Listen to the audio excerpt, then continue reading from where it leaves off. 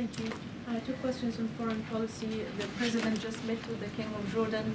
What role does the White House hopes that Jordan can play in de-escalation the violence between the Israelis and the Palestinians? No, it's a very good question. As you know, as you just mentioned, he met with King Abdullah II and His Royal Highness Crown Prince Hussein of Jordan, and they had lunch together. They will reaffirm the close, enduring nature of the friendship between the United States and Jordan. And the president will thank His Majesty for his close partnership and the role he and Jordan play as a force for stability in the region, in the Middle East. They will also discuss their vision for the region, and that highlights the importance of cooperation and integration, as well as capitalizing on opportunities for economic prosperity and also stability. The president will thank His Majesty for the critical role Jordan plays in diffusing tensions in Jerusalem, and will underscore the need to preserve the historic status quo at the Haram al-Sharif Temple Mount. And they will also address the global impact of Russia's brutal war on Ukraine as well. Also, we saw today the visit of the Israeli foreign minister to Sudan.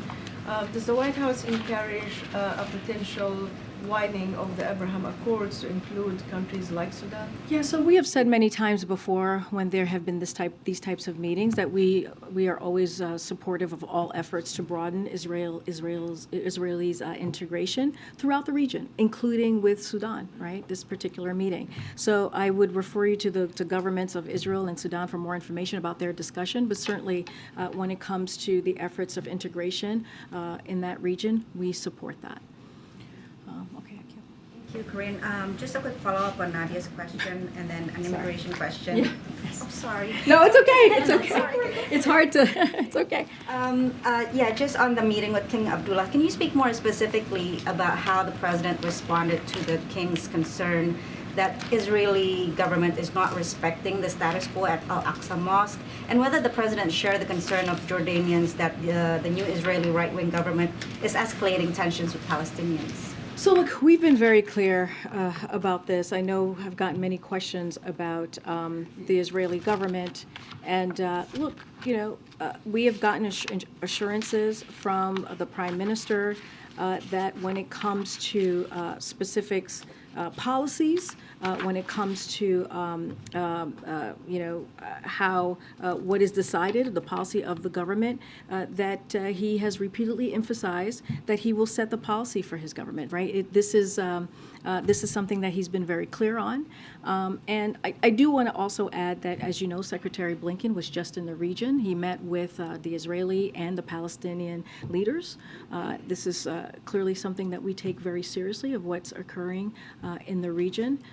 We have mentioned that the president spoke with the Prime Minister on Friday, and Jake Sullivan, the National Security Advisor, also spoke to his counterparts on that day, and we had the Vice President speak with the President of Israel.